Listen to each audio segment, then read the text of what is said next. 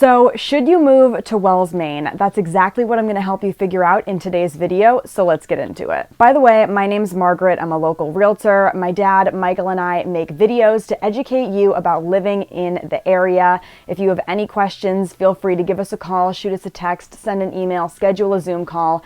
All that information is down in the description below, as well as some free downloadable resources for you to use as well. So a little bit about Wells. Wells is in York County in the state of Maine. York County is the southernmost county in the entire state, and Wells is a few towns up from the bottom along the coast. It has roughly 11,000 people in it. And again, this is a coastal town, so generally speaking, it's a pretty touristy area. I'm not going to go as far as to say it is the most touristy of all of the coastal towns in Maine, but it's definitely up there, and we definitely experience an influx of people coming in every year. So that's really the first thing that I wanted to touch on was the traffic. Now, we cover this in a lot of our videos because, quite frankly, if you're living in this area, this is a huge thing that you're going to have to deal with, is the traffic, especially in the summertime. Now, in the winter, again, Wells is only a town of about 11,000 people. It's not very big. But in the summertime, tens of thousands of people come to visit, the southern Maine coast, and that obviously affects, the dynamic of the town and the traffic and how busy all of the different local stores are. It affects a lot of things. If you live inland or you live on the back roads, not a lot of people live directly on Route 1, you're not necessarily going to experience a lot of traffic right when you pull out of your driveway. If you live on Route 1, which not a lot of people do, you definitely will. So Route 1 in the summertime was not really built for the amount of people that are driving on it. So things get a little bit backed up. Some days are worse than others, some weeks are worse than others, depending on if you're coming to town near a holiday or if you're coming to town, at the beginning of the season or the end of the season.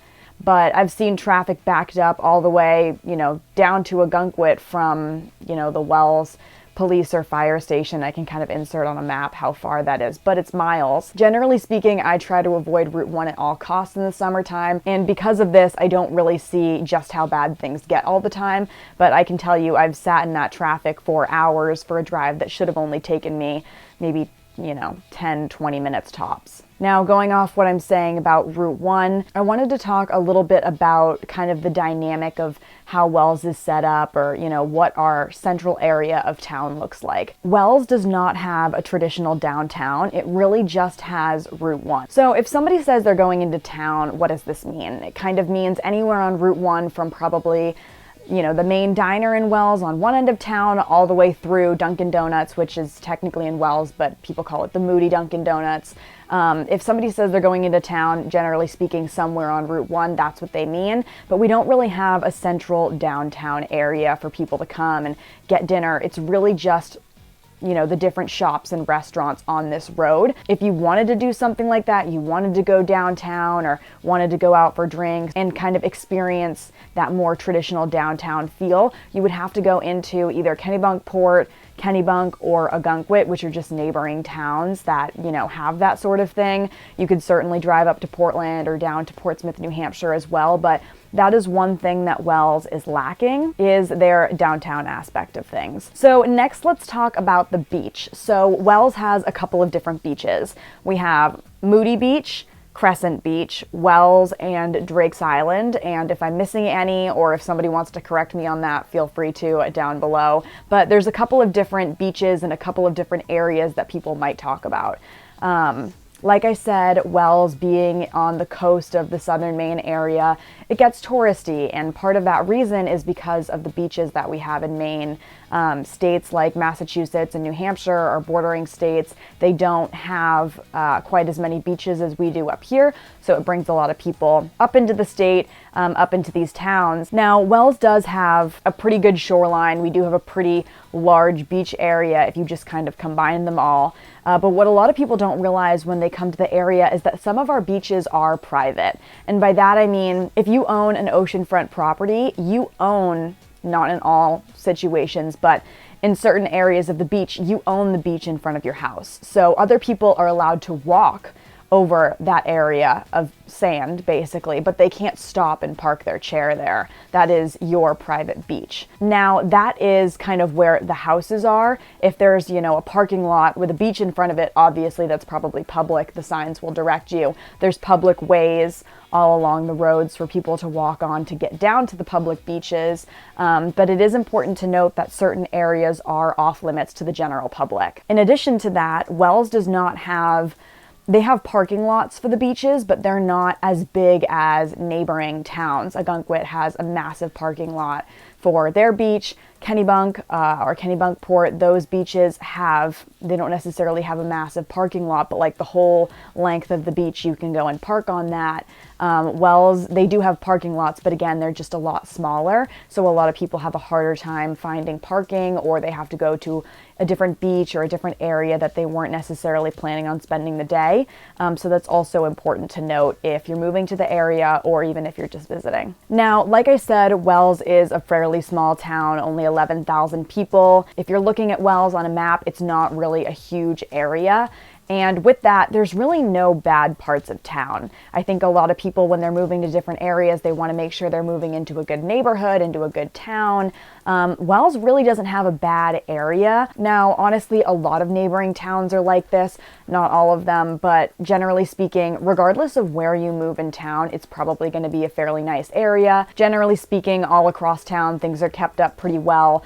There's low crime rates, and there's really not a bad place to live. And since we're talking about kind of what it's like to live in the town, let's talk a little bit about the school system. So the Wells school system is the Wells Ogunquit Community School District, WOCSD. So this is actually where I went to high school and middle school and part of elementary school. But Wells shares their school system with Ogunquit. So I've talked about this in my videos, but I like to kind of keep bringing it back up just because I think it's a really important thing to touch on.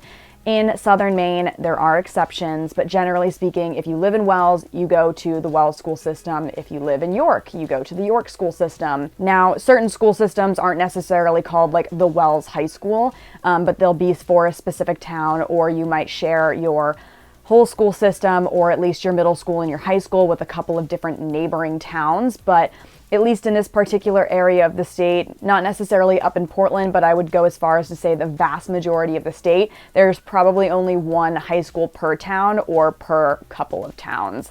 You don't really just get to pick and choose wherever you want to go to school. If you're moving somewhere and you have a family, you definitely need to consider the school system before moving, because moving school systems and trying to transfer into a high school or a middle school when you don't live in that town can be a little bit difficult, and you might need to have what they consider to be a valid reason to go to that school. So we've kind of gone over what it looks like to live in town and to drive about town, and what the school system's like, how it is living here, what the beaches are like and the tourism's like in the summer. So now let's talk about, is Wells affordable? And the answer to that is, all things considered, yes. Wells is considered the most affordable coastal town in the York County area. While Wells doesn't necessarily have the cheapest property taxes, it definitely has lower property taxes than a lot of other towns in the area. And as far as real estate and housing prices go, Wells, again, while it's not the most expensive, it's not the least expensive, but considering it's a coastal town, it has a really great school system, and it's a pretty nice place to live. The property taxes aren't incredibly high like they are in some neighboring towns. It is, generally speaking, pretty affordable considering you're right on the coast. Now, you do need to kind of take into account that New England in general is a pretty expensive place to live. Now, Maine is considered the most affordable New England state to live in, but again, it's still fairly expensive. So, all things considered, it's a fairly inexpensive place to live for New England. Now, obviously, it's probably a lot cheaper to live in other areas of the country, but if you're from the area and you're kind of used to how expensive things are, it's fairly inexpensive. And the last thing I wanted to talk about is how far you are to amenities. Now, fortunately, Wells is a town that has a grocery store and a couple of pharmacies. Not all towns in the area have those things, but you are only about, maybe 40 minutes up to the Portland Jetport. You're about 30 minutes from the airport in Portsmouth. You're maybe an hour and a half from Boston's Logan Airport. And depending on where you live in town, this isn't necessarily as important, but if you're a private pilot or you have a plane, the Sanford Airport's only about 20 minutes away as well. Wells also has access to get right onto the highway. Obviously, not all areas or all towns have direct access to that, but Wells does, being that it's right along the coast. So as far as amenities go, Wells is a pretty good place to live. You can get right on the highway, get right to airports, get right to grocery stores, pharmacies. We have a train station in town that'll take you right into Boston and up past Portland, and not a lot of even coastal communities or more populated communities in the York County area can say that. So all things considered, Wells has a good amount of stuff in town. And if you want to kind of be close to all of the stores that you'll be shopping at or have an easy time getting to and from different places, it would be a great option for you. So that is all about Wells, Maine. I hope I helped you figure out if this was the right place for your next move or investment. Again, my name's Margaret. If you have any questions, feel free to give us a call, shoot us a text, send an email, schedule a Zoom call. All that information is down below, and we'll see you next time.